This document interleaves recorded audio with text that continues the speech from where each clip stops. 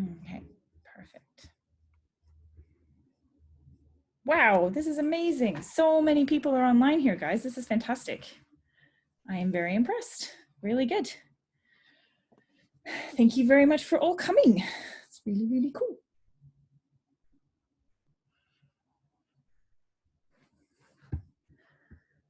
Fantastic. Just make sure we're all good to go. Okay. Good. Oh, thanks, Miriam. I am also looking forward to what I have to share with you today. Definitely. Actually, there are some really cool questions in here, so I'm very excited about this. I only wish that I had like 4 hours because, oh, Sherry, it's so nice to see you. Well, not actually see you in person at all, but it's so nice to be here and to say hello to everybody, which is fantastic. So thanks again for everybody for coming, which is really cool. And hopefully I will actually make a routine of this because typically I'm not all that comfortable in front of a camera, but I'm making an effort. So this is a good thing, which is really cool. I much prefer just standing in front of you guys in a class. It's so much more fun.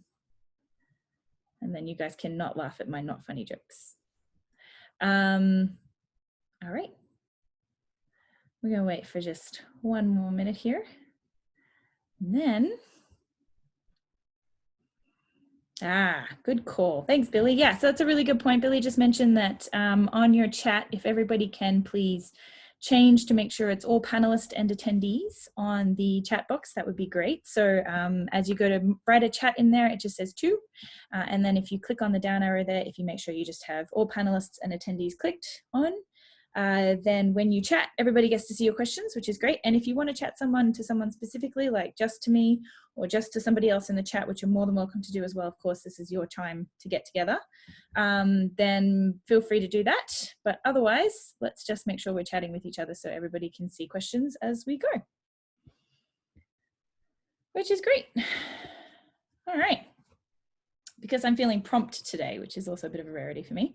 We're going to get started here. So thanks everybody for joining me today. This is really exciting and it is great to have you all here. Now, as I said, I've got so many questions hit my inbox over the last few days here.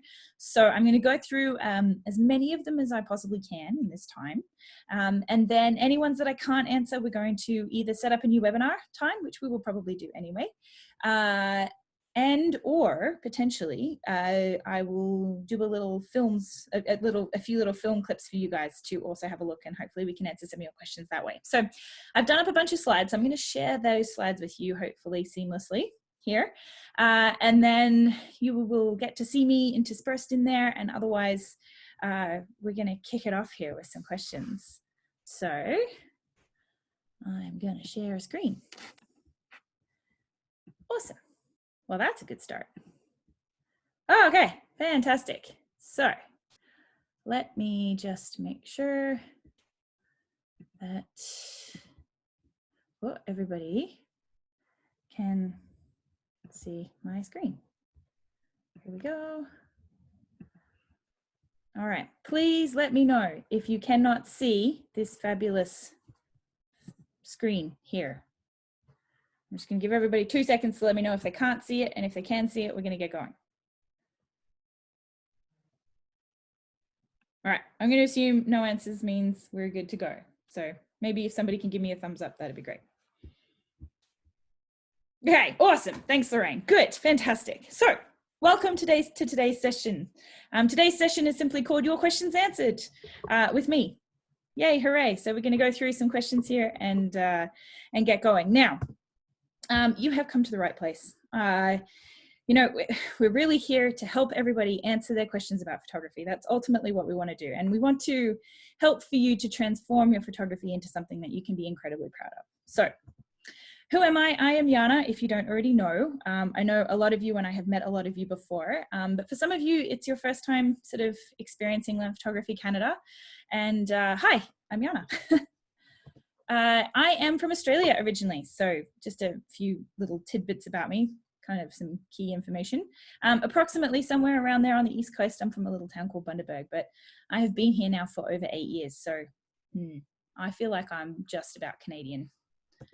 I am one of the founders of Learn Photography Canada. So obviously all of you have had some sort of touch point with us at some point. If today is your first time, then welcome.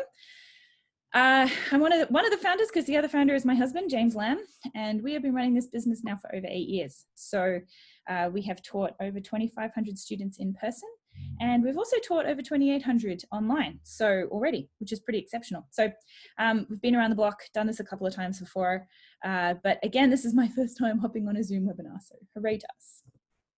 I have myself been taking photos for over 15 years. So yeah, I've got a little bit of time behind us there. But I tell you what, guys, photography is a little bit of test and guess. Now, I'd just like to I wanted to put these up here today because I wanted all of you to realize that some of the most exceptional photographs come after hundreds of really terrible ones. So I've been taking photos for over 15 years, but each of these horribly mediocre photographs were all taken within the last year. So it doesn't seem to matter how good you get at photography, you will find that you still make mistakes. So what I am here to do today is to help you guys in a couple of ways. Obviously to help answer your questions, but then I also sort of want to give you guys, I want to give you the confidence to know that no matter where you are at in your photography journey, it's okay to make mistakes, and you will likely continue to make mistakes for a very, very long time. But what we sort of want to do in the long run is get you from turning your memories to shots like this one of blurry children running around at Easter to something that you would like to send to your friends and family, you'd like to share with the world, you'd like to put in a book. So ultimately that's our goal. That's the goal of Learn Photography Canada, and that's the goal of the session today, is to help you transform your photography into memories that are worth keeping, because you can, and I promise you can absolutely do that. And because making memories it's worth it. It's worth putting in the extra time, and it's worth putting in the effort to learn how to do this properly, because I can tell you from experience, having beautiful memories of our lives are totally worth it. So hopefully that gives you a little bit of background about me and about why I'm here, and sort of hopefully what we are helping you to do. Let's get started. Oh, whoops, now I'm clicked in the wrong spot. Go back. Okay, so we're going to get going. Here are your questions answered. So please, these were simply taken in a random order. They were not, I did not grade these on the quality of their questions or anything. It's just as they came in. And so what I'm going to do is I'm going to work through as many as I possibly can. And again, just a reminder, as time goes on, I will either set up another webinar, which will likely happen in a couple of weeks, possibly even next week. And then also I'm hoping to answer a few of the questions with some really cool little videos, but I'll let you know as we go along what's going to sort of pan out where. Also, please feel free to pop a question if you have a question in the chat box, or if you want clarification on anything, please also let me know, because I'm really happy to help. So starting off though, question number one, this is a really fun question, and it was how to capture great wildlife shots in bad light. Now, bad light were things like, sorry, hold on a second, I'm just moving my thumbnails around. Okay, sun is behind my subject, sun is going down, and I am ultimately unable to change positions without losing the shot. Sounds about right for wildlife photography, doesn't it? It almost never stands still for you. So great question. Let's go into some answers here. Nope, let's not. Right, great. So my first answer to this, and I actually have a few answers for each of these questions to give you guys as much detail as I possibly can over a Zoom webinar. My first answer to this is actually that wildlife photography in its essence is all about being in the right place at the right time. So wildlife photography is one of those incredibly rewarding and also incredibly frustrating topics where we have zero control over the light, over situation, over ultimately what the wildlife is doing. So my first answer to this question is, if the light isn't good, I'm really sorry, but you might just have to try again. So the best way to become really good wildlife photographer is to spend a lot of time looking and out and in the wild, finding fantastic wildlife shots. The longer that you're out there, the greater possibility you have of actually being in the right place at the right time for some of those exceptional shots. And I put this photo in here as an example of right place, right time.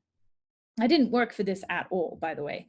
These are 4 large male elks sitting on Lake Bova in Jasper, and purely by coincidence did they happen to be there at the right time of day. So this is all just about being out there. If I wasn't there at that time, I would never have been able to take a photograph like that one. So that's my first suggestion about wildlife photography, and doesn't really fix your problems. So I'm sorry about that, but at the end of the day, when it comes to subjects we can't control, we just have to put ourselves out there a lot. But fear not, there are a couple of other things that we can do. So the next thing that we can do is this. And again, this might be a slightly unfortunate answer. Sometimes the right gear or the best gear really does help make the difference. So lenses that have lower f-stops. So we're down to sort of, especially in zoom lenses, a zoom lens that can do an f-stop of 2.8. It's worth its weight in gold, and it will probably cost you about its weight in gold too.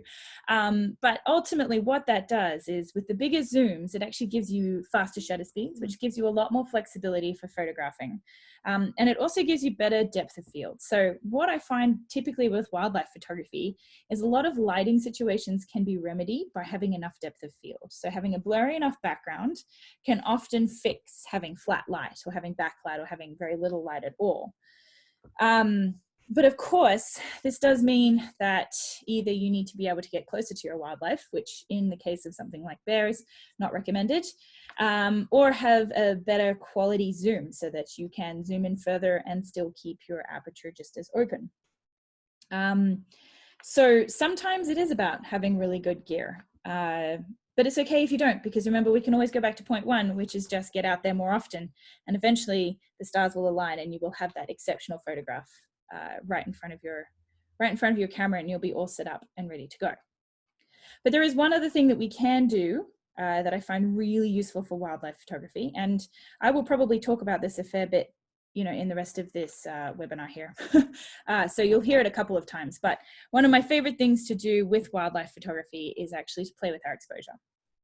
So by over or underexposing your photographs, you're going to have more of a chance for your subject to stand out. So obviously there are 2 ways to go here. Underexposing is really important if you have a very harsh light. So if you're somewhere in the middle of the day and your bear is for some reason sunning itself, that can tend to be really harsh light. You can get a lot of reflection off the bear's fur there. So what you want to do is you actually want to underexpose that photograph. So here you will see in this first photograph with the duck in the pond there, that photograph is actually underexposed, and it works because that bird is underexposed. Sorry, recognize that's not a duck. Unfortunately, I'm not sure what it's called. So if somebody has the answer, you can pop that in the chat box and let me know. Then I will know forever, which is great. And then so that's the first option. And the first option is when we underexpose, we're removing some of the background and we're really focusing in on the subject, which is super bright. So that's a really great option. And then the second option is overexposing, okay? Overexposing is really good in the situations where you have really strong backlight, because what backlight does is when you have, it tends to make your subject dark and your background bright.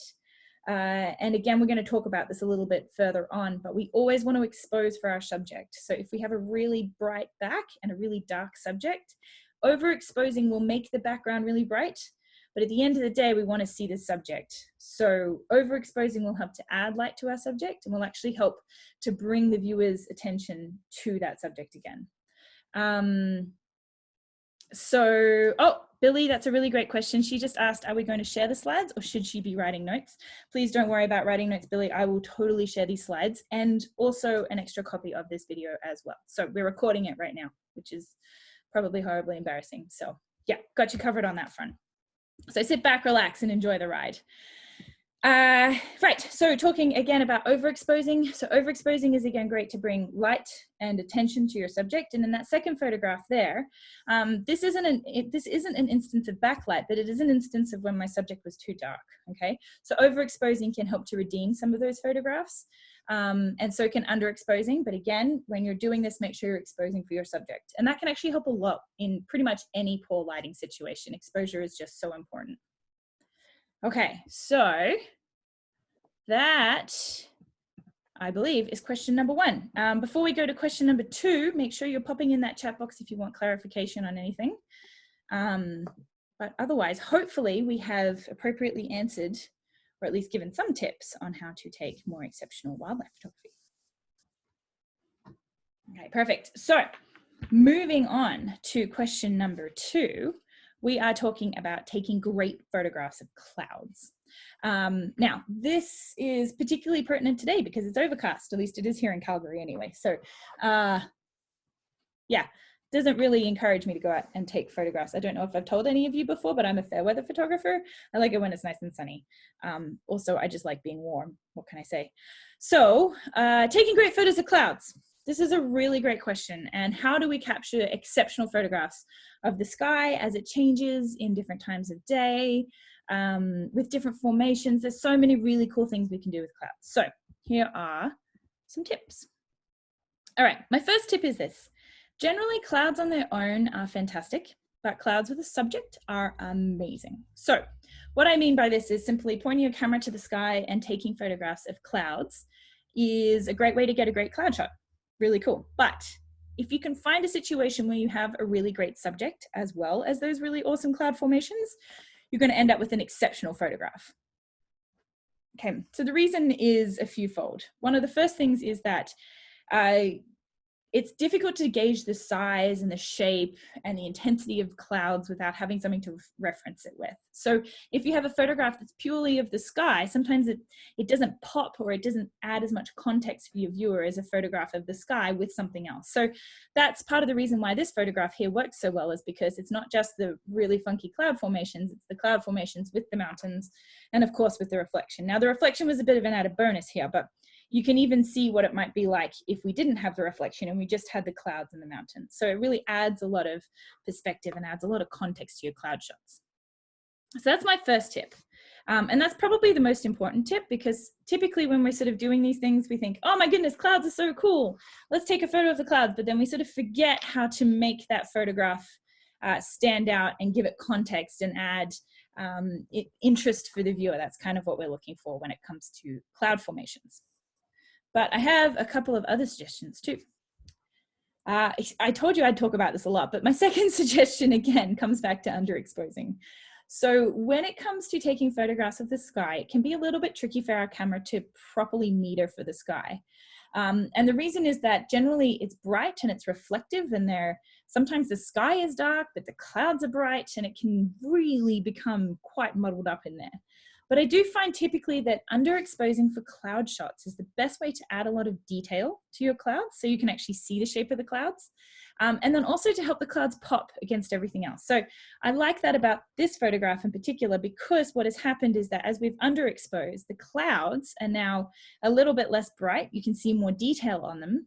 And the foreground is interesting still, but it's also not quite, it's not as important as some of those cloud formations. So underexposing when you're shooting clouds is almost essential. So sometimes you don't have to go very far, but you're always welcome when it comes to underexposing to try as much as you want, because you're shooting digital. Just delete it when you're done, no problems. Also, I typically find underexposing on the sky, if you're kind of crazy about it, it can actually add some really cool effects. So totally give that one a go when you're out there next. Hi, thanks, Ron. Perfect. So then my final answer is kind of a fun one. Let's see if this works. All right, here we go. My next suggestion is that when it comes to taking photographs of things that are moving, like clouds, sometimes it's nice to be able to capture them in motion. So one of my suggestions to do this, and these were just a couple of really simple time lapses I did out the back of our house, but creating a time lapse, it works, can actually show how clouds can move and how the formations change over time. And then, here we go. And then here's another one that I actually did at sunset.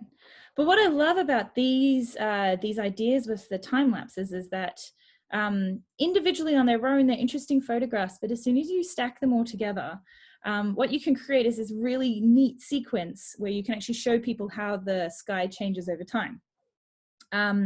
So time lapses, for those of you who don't know, are essentially where you take Oh, yep, come to that one next, David, good call.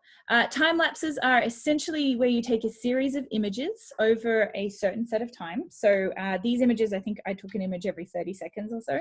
You'd be quite surprised at how quickly the sun goes down. So these were all stacked after about 30 seconds, and it wasn't very long. I was only out there for about 10 minutes. So by stacking the images together, it can give you that sense of transformation and how the sky is actually changing. Now, David also just hopped on here and gave us another fantastic suggestion. And he said, what about a polarizing lens? Love polarizing lenses. They're fantastic for the sky. And David, I tell you what, that's coming up as one of my next questions here. And I am actually going to table the idea of filters for a totally different session. Because there's so many different types of filters. There's so much fun.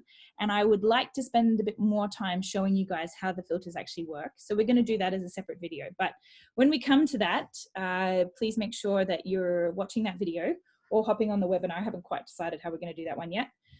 And I'm going to show you how a polarizing lens works, which is very cool as well. But it's also a really great idea for capturing the sky. So now hopefully that answers some questions about what to do with clouds. I think that's all I have in here. Yeah. All right. Fantastic. Question number 3. This is about landscape photography, and it is about getting clear backgrounds and foregrounds in landscape photography. So particularly what happens here for a lot of people is that when we're taking photographs of landscapes, we focus on our background or on our landscape, which is a long way away. And that is great. That gives us a clear background. But what happens then is that anything that is close to our camera and close to our lens can sometimes be blurry. And that can be really frustrating because sometimes what you want is what's close to the lens to be clear. So there's a couple of different things about this that we're going to explore. First of all, great. So hopefully you guys who have taken our Digital 1 course in some form will recognize this piece. The clarity of our photograph when it comes to depth of field is all controlled by our aperture, okay? So higher f-stops mean that we're going to get clearer backgrounds and clearer foregrounds, which is really important to note, okay? When we're talking about where to start for landscape photography, we typically suggest starting at around f18. It's going to give you a really big depth of field plus really good clarity on your edges. What happens is when you go too much higher than f18, you start getting some fuzzy edges. And again, we sort of go into that in a little bit more detail in our Digital 3 course, but generally if you can stick around that f18, that's going to give you the best shot. Now, f18 should give you a deep enough field that you're actually getting a lot in clarity, okay? Combine that with hopefully just standing a little bit further back so that your foreground isn't quite so close to you, will also help to put your foreground in better clarity as well. So the two things there were f18 is always a good place to start. And then if you can, try and get your foreground a little bit further away from you. And that's also going to help to bring it into clarity too. So that's probably the biggest thing that controls depth of field, but controls clarity in landscape photography. But there is another consideration to this, and I love this about landscape photography, and it's not obvious.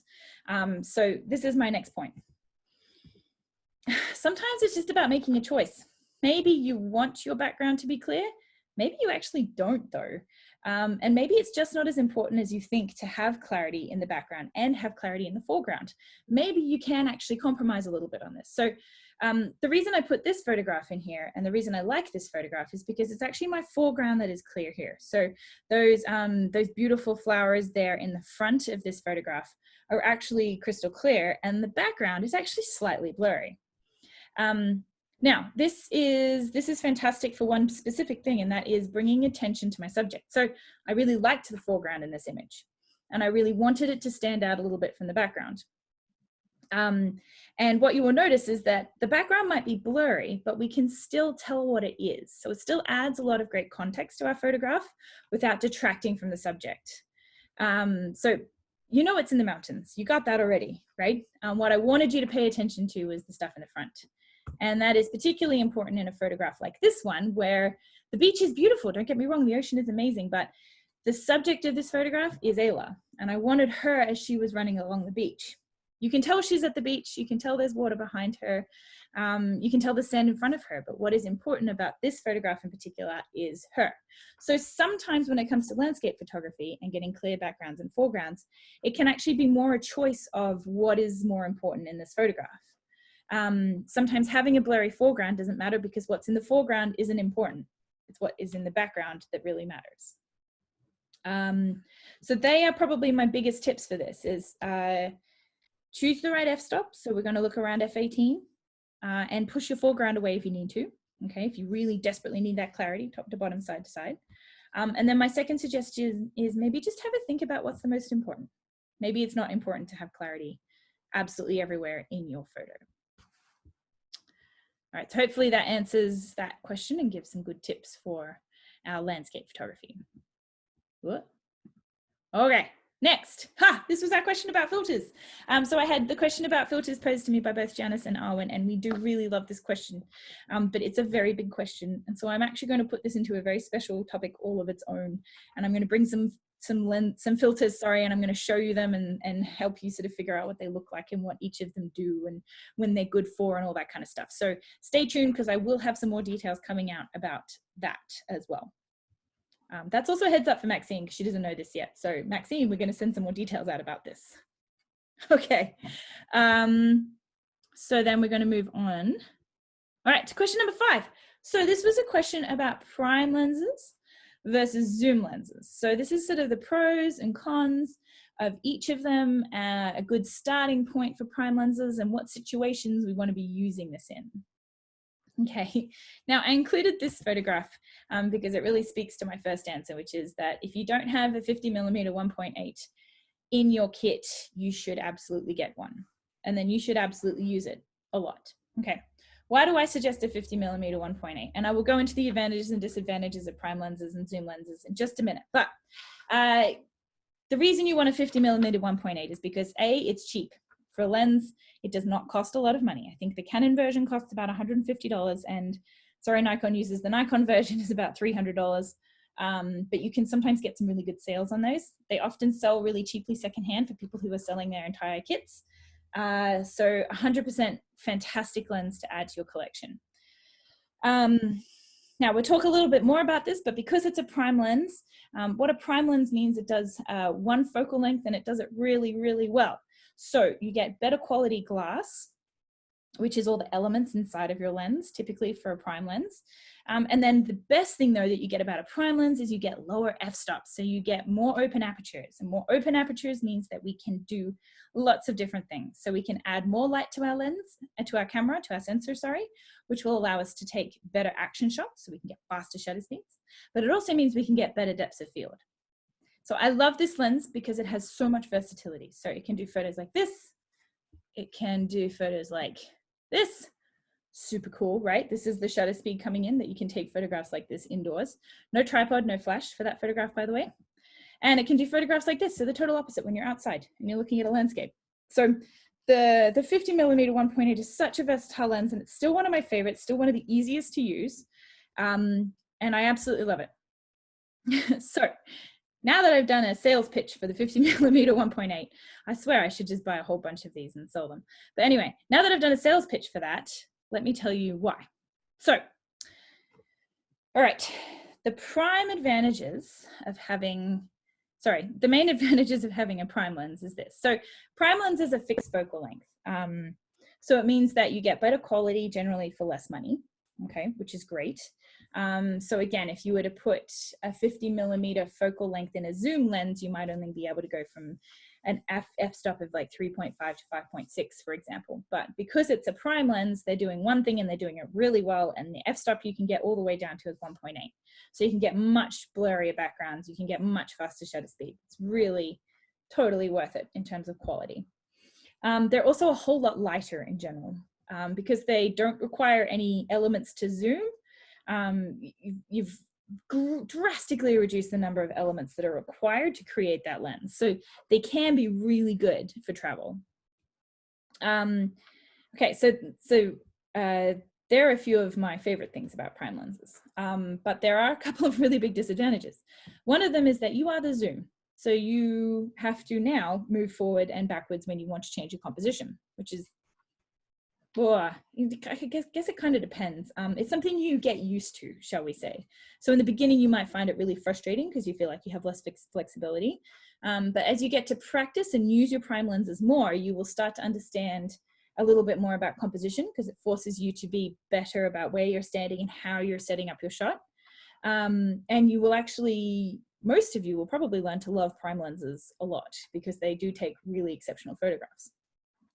The other disadvantage, though, is that you do often have to switch lenses more, which is frustrating, and it's also a little bit iffy in terms of keeping your camera clean. The more we switch out lenses, the more chance there are for dust and things to get onto your sensor, dust to get onto your lens, onto the front and the back. So there is definitely a downside in having to switch lenses a lot. And it can also be a bit of a pain for travel. You could be, you know, taking a photograph of a butterfly one minute and then needing to go and take a photograph of a building. And what you will find often is that they are totally different lenses. So you can end up having to switch a lot.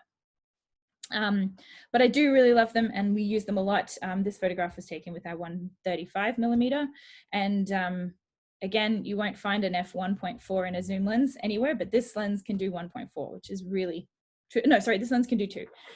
The other one does 1.4. This lens does f2, which is pretty exceptional, and you're not going to find that in a zoom lens anywhere, unless you probably sell your firstborn child, which is tempting on certain days. Okay, so there are some of the main advantages and disadvantages of prime lenses, and then some of the main advantages and disadvantages of zoom lenses. So zoom lenses are fantastic. Now, what we love about zoom lenses is we love the flexibility. So you don't have to switch lenses, which is great. Oh, that's the second one too. You change lenses less, but it also gives you a lot more choice in terms of how you want to compose a photograph. Now, this is an interesting point to note. I have been shooting with prime lenses for so long that I almost can't remember, or I almost can't decide now when I put a zoom lens on at what focal length I'm going to take it. Sometimes I stand there zooming in and then zooming out, and I'm like, I don't know, I just want to take a nice photograph. And so it's almost death by decision for me these days with zoom lenses. But they do take exceptional photos. So this photograph was taken with a 70 to 200mm f2.8. But I will point out to you why we don't have this one anymore through some of the disadvantages. So really good quality zoom lenses can be super expensive. So the photograph I took before with the butterflies, this one, this was taken with the 135mm, and this was taken at f2. Okay, this photograph was taken with our 70 to 200mm, and that lens can do 2.8 all the way through. Now that lens I think retails for around about 33,750-ish. Haven't checked in a while, could be on sale. So it's crazy expensive, and it can only do 2.8. It doesn't go to 2 like the other one. So that's one of the disadvantages of having a zoom lens. And the other issue with it is that if you get a really good quality zoom lens, it's heavy. Again, they need to build in a lot more elements to a zoom lens to be able to give you zoom and also have really good aperture. And so that can make your zoom lenses super duper heavy. So they're the two reasons that we actually ended up selling this lens. But you might be interested to know what we have in our kit right now. So currently in our bag, when we go away, we still have our 18 to 35. This is our wide angle lens. Taken some really fun shots with this one. And it's a 3.5 to 5.6. We actually almost never use it now because it has pretty much been replaced by our 35mm, which is a prime lens, and that can do 1.4. The photograph you see of Charlotte sitting in the snow there, that one was taken with our 35mm. So love that lens. It's super versatile, and yes, it can even be used for portrait photography, and we use it a lot for portrait photography because as a prime lens, it has less distortion. So they've built out a lot of the distortion on that one. So that's really exciting. We also have a 50mm f1.8, and we have our 135 f2. So as you can see, we are particularly partial to having great depths of field. We love the speed of these lenses. It does drive me totally crazy having to change lenses all of the time. But unfortunately, until they can make a really cheap lens that can do 50 to 200mm at f1.4, all less than, oh, you know what, I'd even pay $2,000 for a lens like that. Until they can do that, we'll probably stick with prime lenses one day, right? What's no longer in our kit? So we sold a few. We sold our 70-200 f2.8. It is a spectacular lens. I can't sell this one enough. It's beautiful. But for our purposes with 2 little kids, it's too heavy. And again, I think our preference is we've just sort of practiced with prime lenses for so long that it is natural now for us just to pick it up and go with that. The other one that we sold was our 85mm f1.4. And the reason we sold this lens is actually because we weren't using it very much, because it sits right in between that 50mm to 135mm. So the 50 was easier to strap on and take really great shots than the 85 was. So we actually ended up selling the 85. And that's one of the things that you'll notice if you start using prime lenses is that they are really versatile, and you think you will miss reach, and often you just won't. So, I hope that kind of answers that a little bit. My suggestion with prime lenses is buy the 50mm, and then it might be a little uncomfortable in the beginning, but if you take an entire month to shoot with nothing but your 50mm, you will learn so much about composition. You will drastically improve the way that you look at your photography. And you just might even end up falling in love with prime lenses. So that's my suggestion on the prime lenses. Dive right in there. The 50mm is not expensive, so that's a good place to start. Hopefully that answers question number 5. Ooh, what type of bag do we carry all the lenses in? That's a really good question. So we actually have a shoulder strap bag. It's a specific camera bag, and you know what? I can share that with everybody once I'm done here. I'll pop that in some of the follow-up notes. But what bag to carry it all in is a really tough call, and I kind of on the fence. So we've gone through a few iterations of this. So we used to use backpacks, and we actually used to use hiking backpacks, so specific day packs that we would then put camera dividers into, lens dividers, so that we had really good quality backpacks to carry everything in, so we weren't hurting ourselves. But we've just recently switched because so Ayla's still only 2. She sits in our baby carrier in the back, so having a backpack on isn't as practical right now. So we actually have the shoulder strap. James and I also have a huge aversion to large things, so we will actually choose to leave lenses at home rather than, yeah, that's fair. Miriam's saying that she has a backpack, but she's no longer a big fan of this, so she's looking for something different. And you know what, guys, I have to say the best thing that you can do if you don't like carrying too much camera gear or you don't like your current setup is to leave some gear at home. So as photographers, we tend to get into this mindset of I have to have everything that I need for every possible situation. And in certain circumstances, then yes, that's true. So for example, if you're shooting weddings, then yes, you want to be prepared for everything because your job is on the line. But you know, one of the most liberating things that we did in the last few years is that when we go traveling, often for a day, we have a think about where we're going and we choose one lens to take for that entire day. And what you'll find is you find ways to make it work, and you will miss some things, and then you have to make peace with that and be happy with that. But sometimes feeling like you can take your camera with you wherever you go without it being too heavy, without it being too cumbersome, without you hating the backpack or hating what you're carrying, sometimes that can actually give you a better photographic experience than feeling weighed down by all of this, weighed down by choices, weighed down by literal weight.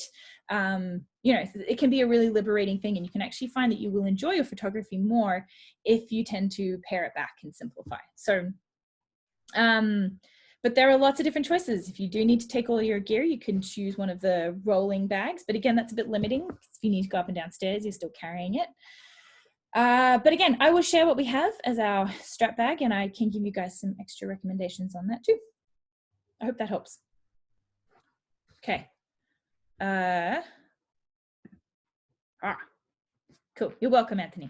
All right, question number 6. This is a really big question. The question was that I'm having issues getting the right exposure, and I'm having issues with getting blurry photos. Okay. So I would love to answer this question in a great deal of detail, but we are down to 24 minutes left on the clock. And I definitely can't do this in 24 minutes. So for those of you who have some background, who have taken our Digital 1 course, this is going to be a great reminder. For those of you who haven't gone there yet, don't panic. I am going to do an entire webinar on this in a couple of weeks' time, and I will send everybody the invite. And all we will do is talk about aperture and shutter speed and how to expose for photographs so that they are not blurry. So I will cover this, but I'm going to take an entire hour to do it. So the Coles Note version for this question is, first of all, as you can see in this photograph here, I get it wrong all the time. So you're not alone. It's all good. And I even have it written there. Even the best of us still get it wrong a lot. I still take lots of blurry photos. I still take lots of photographs that are over and underexposed.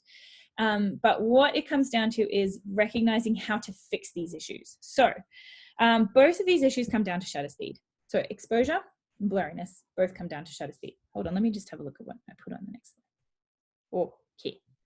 All right, so my shutter speed is essentially how long my camera's sensor is exposed to light. So if my shutter speed is too long, it means my sensor's been exposed to light for too long, what happens is I'm going to get photographs that are too bright. So that is my exposure issue. All right. Also, if my shutter speed is too long, it will likely mean that my subject is blurry. So I will move or my subject will move and I'm going to end up with blurry photographs. So both of these issues can be fixed by making sure we understand how to change shutter speed to make it work. Okay, so how do we do this? So in the shortest answer I can possibly give, we can open our aperture and we can increase our ISO. So if you know what these things are, opening our aperture means making a bigger opening for the lens to the light to come through our lens and hit that sensor. Now that means if we're letting in more light faster, it means that our shutter speeds can get faster again. Okay, so that's going to help us to get faster shutter speeds. The second thing that we can do is increase our ISO, which is the sensitivity of our camera sensor to light. Okay, so increasing the sensitivity also means that we need less time to expose for photograph. So by doing both of these things, what we're doing is we're allowing more light to hit the sensor, which means that we don't need fast shutter speed. We don't need slow shutter speeds. We can have really quick shutter speeds, which helps us to capture motion because it's not open for very long. So we're not going to capture blur, which is great. And it really helps to make sure that our camera isn't having our shutter speeds open for too long. Okay, now, granted, I'm super sorry. That was like a really quick 3-minute explanation on exposure and blurriness, but I promise that we are doing a very specific webinar on this topic, and I say next week, but it's actually going to be in 2 weeks' time. So please stay tuned for this, and I'm going to walk you through step by step how those two things work, how it looks on your camera, and hopefully give you guys a really good grounding and understanding on how to take photographs that are not blurry all of the time. So bear with me on that one. All right, I am having issues capturing sharp images when taking things that are moving. Oh, particularly bird pictures. Okay, this is a really great question, and I know exactly what you mean. So in this instance, what's happening is we are zooming in typically to take photographs of birds. Now birds move, and we have big zoom lenses on, which means that it's a very small margin between getting blurry photos and not getting blurry photos. So let's answer this question here. So my first answer to this question, and I will explain what the reciprocal rule is now, is that, pardon me please, it only works for handshake. It does not work for the movement of the subject. Okay, there's a lot of words. Here we go. So the reciprocal rule goes a little bit like this. It means that what we want to do is we want to be photographing at shutter speeds that are at least as fast as our focal length. So if I am photographing at 50 mil, I want my shutter speeds to be at least 1/50th of a second. If I'm photographing at 300 mil, I want my shutter speed to be at least 1/300th of a second. Okay, so hopefully that kind of resonates a little bit. So what it means is that as I zoom in, I need to have faster shutter speeds. And the reason I need to have faster shutter speeds is if you guys have ever looked through your camera with a really big zoom on, what you will notice is that any teeny tiny little handshake results in a really big movement on the other end, right? So now this reciprocal rule works fantastically, specifically related to handshake, okay? But it doesn't help us when your subject is moving on the other end.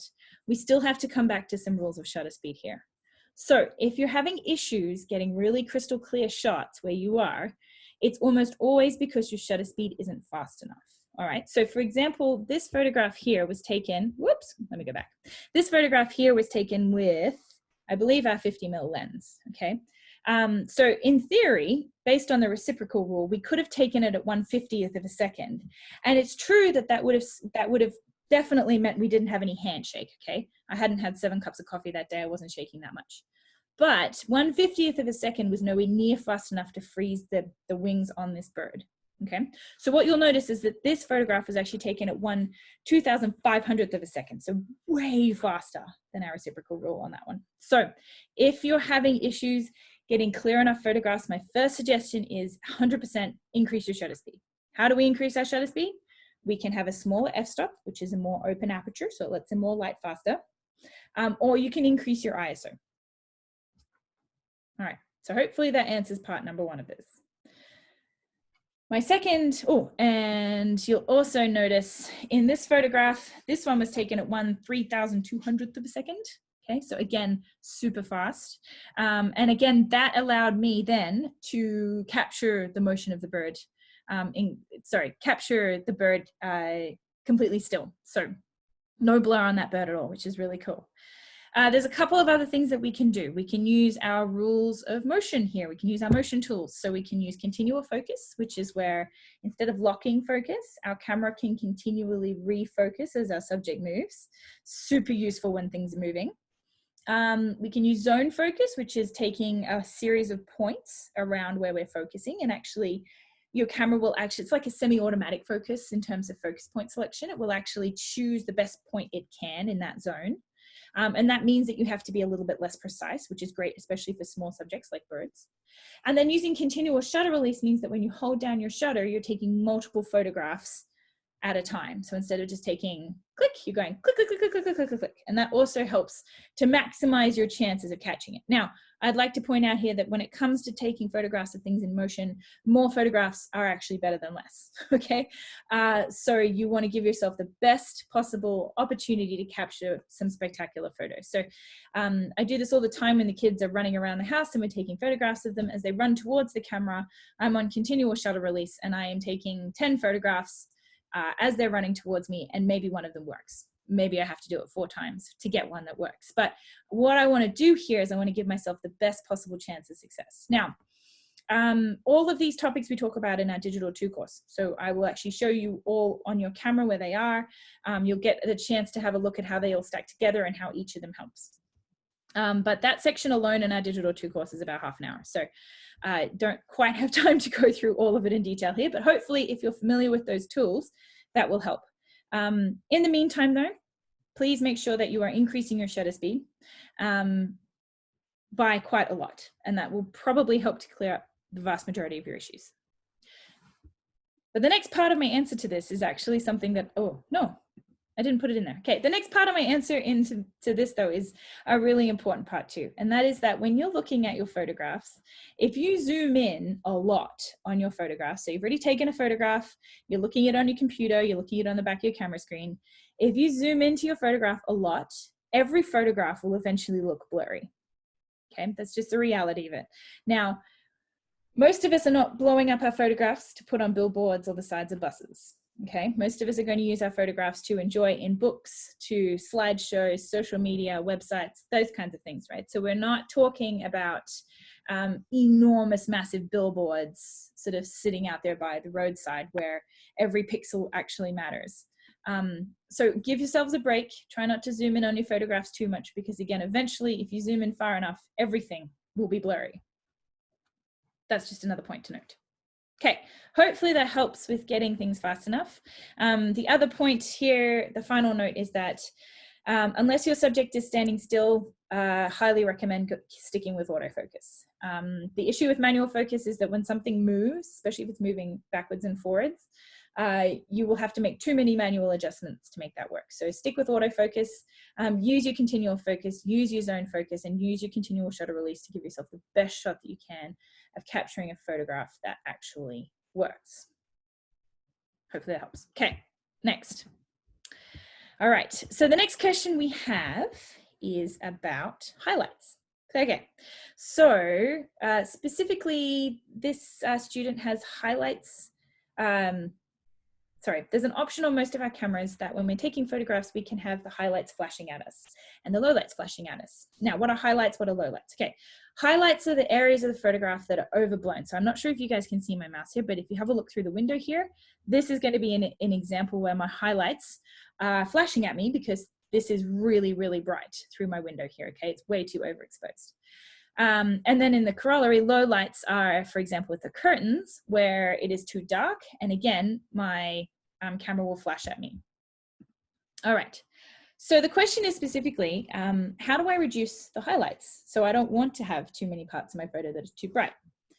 My first answer to this is maybe it just doesn't matter.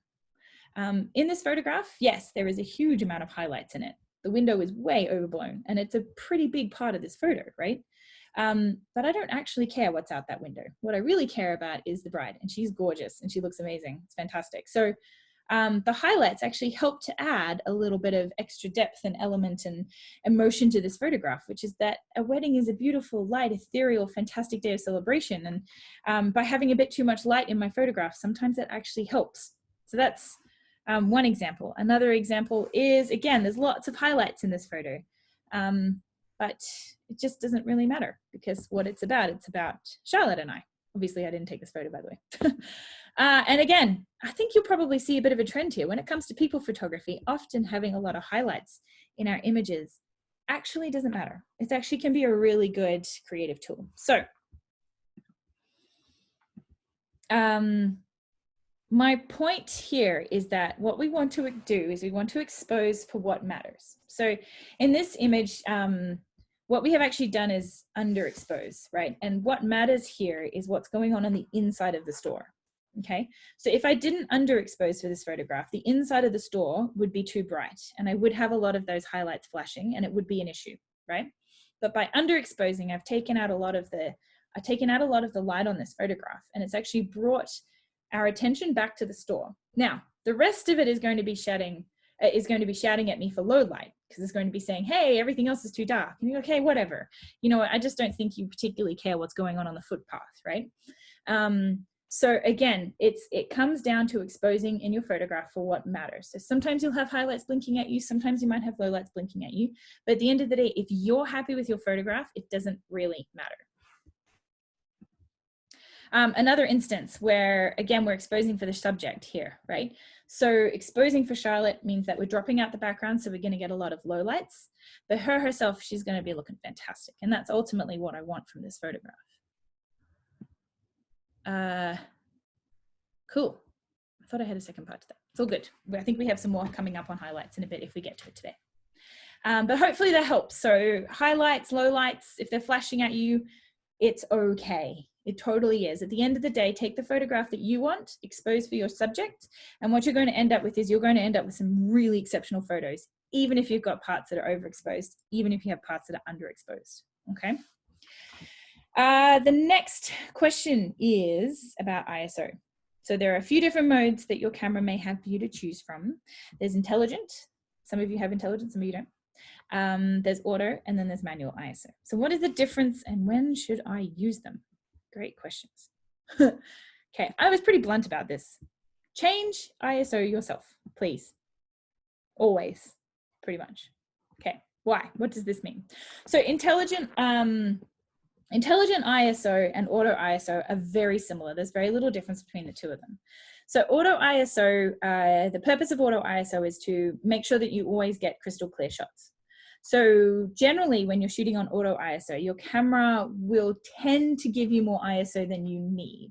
So it's adjusting to make sure that you always get crystal clear shots. Now, sometimes this is good, but what we know from ISO is that it creates a lot of noise in our photographs. So generally, we want to use the lowest ISO that we possibly can, okay?